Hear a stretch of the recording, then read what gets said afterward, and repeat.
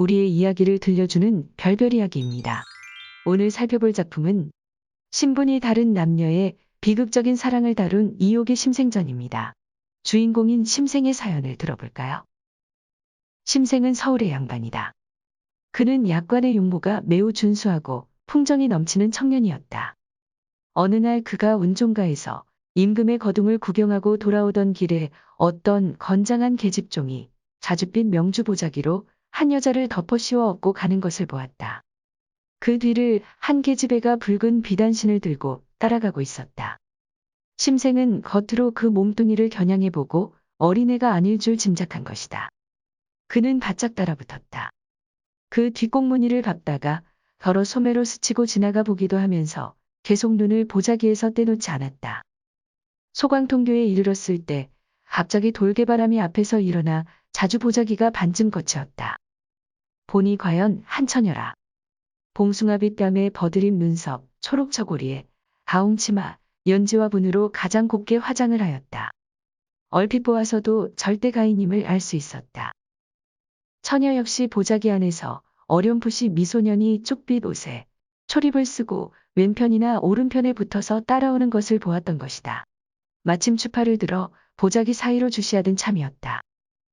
보자기가 거치는 순간에 거들눈 별 눈동자에 내 눈이 서로 부딪혔다. 놀랍고 또 부끄러웠다. 처녀는 보자기를 걷잡아 다시 덮어쓰고 가버리었다. 심생은 어찌 이를 놓칠 것인가. 곧장 뒤따라갔으나 소공주동 홍살문 안에 이르러 소녀는 어느 집 중문으로 들어가 버렸다. 심생은 멍하니 뭔가 잃어버린 듯이 한참을 서성였다. 그러다가 이웃의 한 노파를 만나 소녀의 사정을 자세히 들을 수 있었다.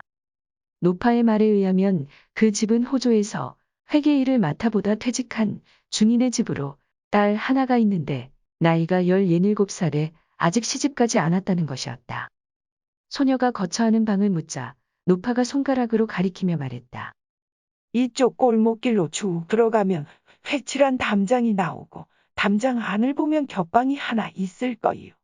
거기가 바로 그 처녀가 기거하는 방이라우. 심생은 이 말을 잘 기억해 두었다. 저녁이 되자 심생은 집에 이렇게 거짓말을 했다. 같이 공부하는 아무개가 밤을 함께 보내자고 해 오늘 밤에 가봐야겠습니다. 마침내 인정이 되자 심생은 소녀의 집 담장을 넘어 들어갔다. 엷은 노란색 달이 막 떠오르고 있었다. 창밖에 꽃나무들이 꽤나 아담하였고 등불은 창호지를 환히 비추고 있었다. 심생은 벽에 등을 기댄 채 처마에 의지하고 앉아 숨죽이고 때를 기다렸다.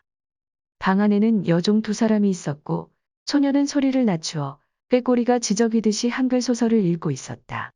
밤 12시쯤 되자 여종들은 이미 깊이 잠들었고 소녀는 그제야 등불을 불어 끄고 잠자리에 들었다. 그러나 한참 동안 잠을 이루지 못하는 게 전전반측 누군가를 생각하는 성싶었다.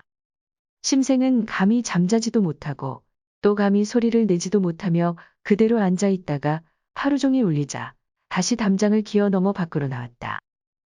심생은 이때부터 이 일이 습관처럼 되어 날이 저물면 소녀의 집에 갔다가 새벽녘에야 집으로 돌아오는 일을 되풀이했다. 20일 동안이나 이렇게 하고도 여전히 게으름 부리는 일이 없었다. 소녀는 초저녁엔 소설을 읽거나 바느질을 하다가 한밤중이 되면 등불을 끄고 그대로 잠들기도 하고 혹 번뇌하며 잠을 이루지 못하기도 했다. 심생이 그런 지 6, 7일째쯤 되는 날 소녀는 문득 몸이 좋지 않다며 저녁 8시 무렵부터 자리에 누웠다. 소녀는 자주 손으로 벽을 치며 길고 짧은 한숨을 내쉬었는데 그 소리가 창밖까지 들려왔다. 이런 일은 날이 갈수록 심해졌다. 20일째 밤이었다. 소녀는 홀련 대청마루 뒤로부터 벽을 따라 돌아 나와 심생이 앉아있는 자리에 나타났다. 심생은 캄캄한 어둠 속에서 불쑥 일어나 소녀를 붙잡았다. 소녀는 조금도 놀라지 않으며 소리를 낮추어 이렇게 말했다. 난군은 소강통교에서 만났던 그분 맞죠? 저는 처음부터 난군이 와 계시는 걸 알고 있었어요. 벌써 20날째 밤이군요. 이 손 좀 놓으셔요. 제가 소리를 지르면 여기서 나갈 수 없을 거예요. 제 말대로 하시면 저쪽 뒷문을 열고 난군을 맞이할게요. 어서 제 말대로 하셔요. 심생이 이 말을 믿고 물러서서 기다렸다. 소녀는 다시 벽을 따라 빈돌아 방으로 들어가더니 여종을 불러 말했다. 어머니께 가서 주석으로 만든 큰 자물쇠를 좀 가져오너라. 밤이 너무 깜깜해서 누가 들어올까봐 무섭구나. 여종이 내당으로 가더니 얼마 안 있어 자물쇠를 가지고 왔다. 소녀는 심생과 약속했던 뒷문으로 가 자물쇠를 걸고는 손수, 열쇠로 딸가닥 소리를 내며 자물쇠를 채웠다.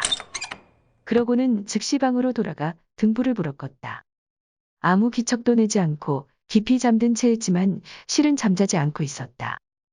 심생은 속은 것이 분하면서도 그나마 얼굴이라도 한번 보게 된 것을 다행스럽게 여겼다. 그날도 잠긴 문 앞에서 밤을 새우고 새벽에 돌아갔다. 심생은 이튿날에도 가고 그 이튿날에도 갔다.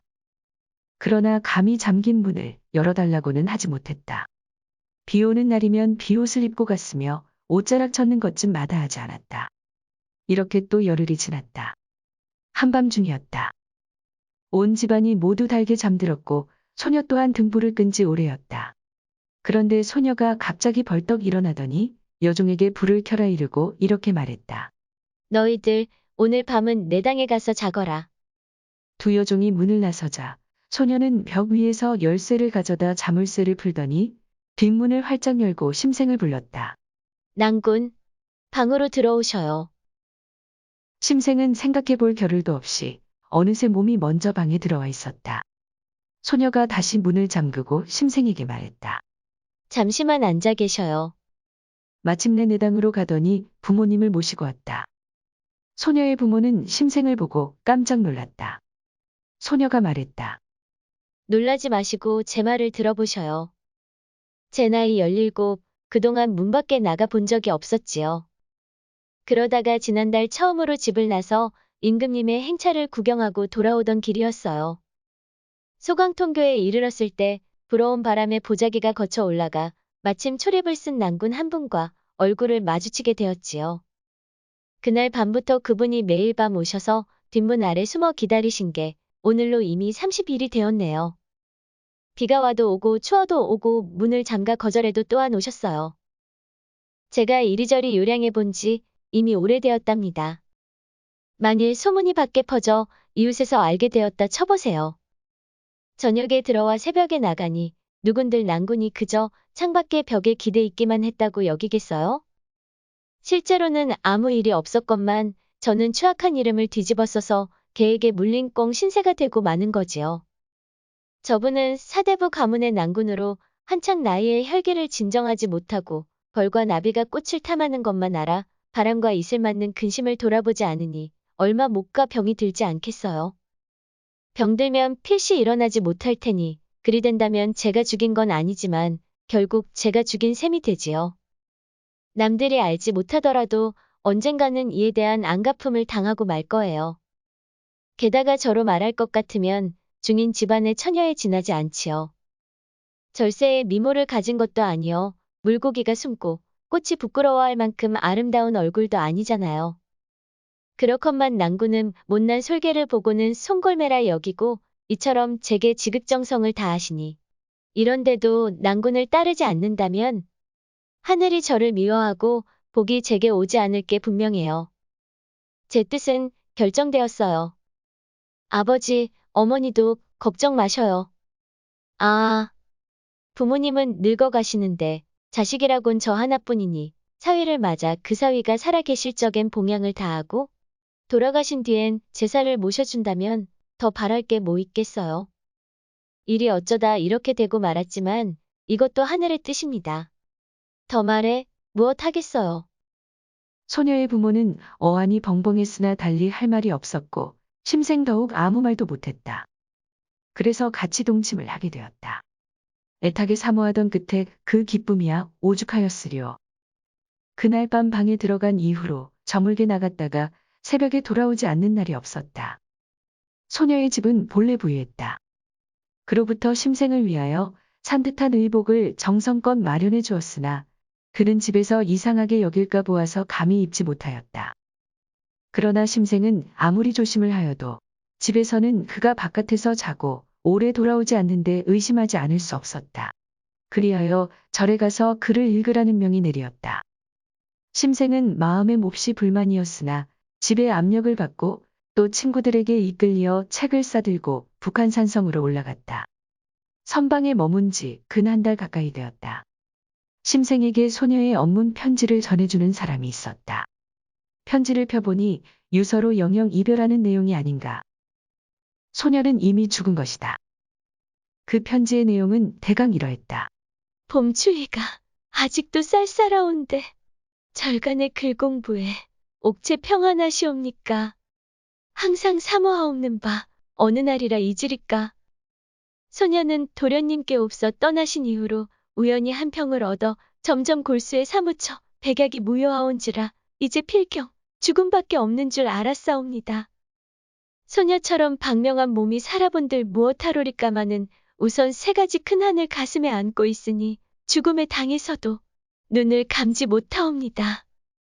소녀 본래 무남 동녀로 부모님의 사랑하옵심을 받자와 장차 부모님께서는 적당한 사위를 구하여 만년의 의지를 삼고 후일의 계책을 마련코자 하였더니 호사 다마라 뜻밖의 악연에 얽히었군요.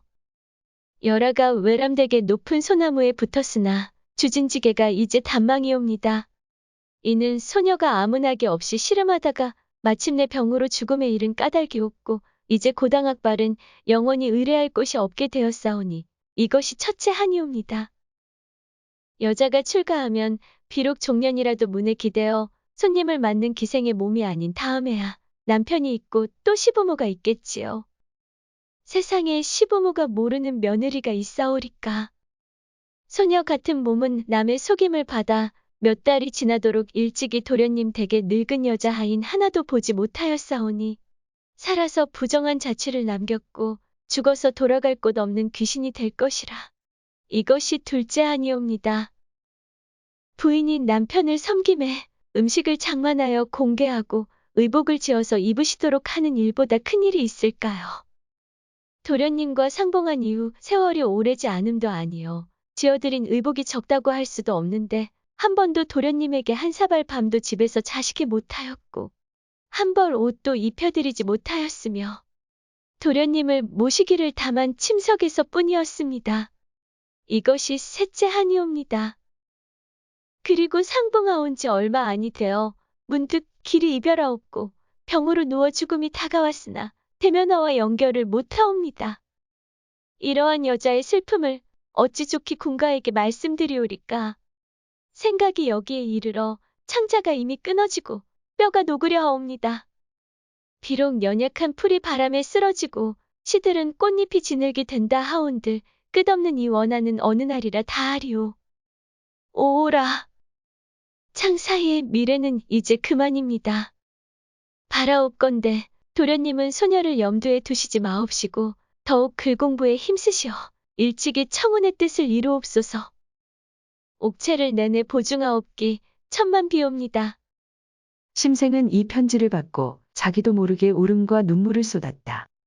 이제 비록 슬프게 울어보나 무엇하겠는가. 그 뒤에 심생은 붓을 던지고 무변이 되어 벼슬이 금오랑에 이르렀으나 역시 일찍 죽고 말았다.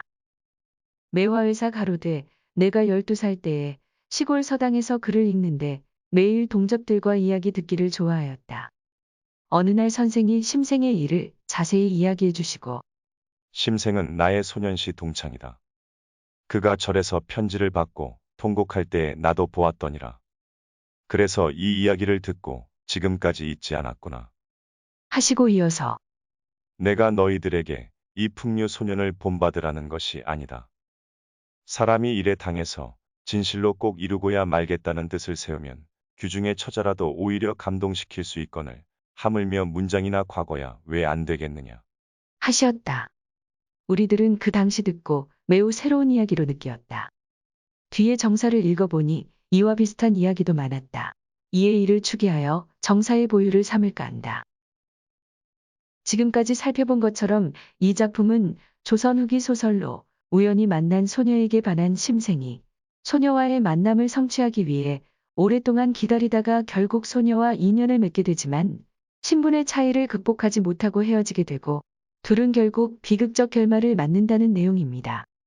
이 이야기 뒤에 심생의 사랑에 대한 매화회사, 즉 작가의 평이 덧붙어 있는데 평이 실린 뒷부분의 주제의식은 두 사람의 사랑을 다룬 앞부분의 주제의식과 약간은 차이가 있습니다. 앞부분은 중인 소녀와의 사랑을 이루고자 했던 양반과 자제의 이야기를 통해 신분제에 대한 비판의식을 보여주고 있지만 뒷부분에 실린 작가의 평에는 목표를 이루기 위해서는 간절한 마음이 중요하다는 교훈이 담겨 있습니다. 자신이 연을 맺을 상대를 부모에게 소개하는 당돌한 소녀의 모습, 부를 축적하여 경제력을 갖춘 중인 계층인 소녀의 아버지 등을 통해 변화하고 있던 당대의 시대상을 읽을 수 있으며 개인의 의지에 따른 결연을 지지하는 자유연의 사상, 그리고 양반과 자제와 중인 소녀와의 혼인도 가능하다는 신분제에 대한 비판도 읽어낼 수 있는 작품이죠. 오늘은 신분제에 가로막혀 이루지 못한 비극적인 사랑이라는 주제의 조선 후기 고전소설로 이옥의 심생전을 살펴보았습니다. 별별 이야기를 찾아주셔서 감사합니다.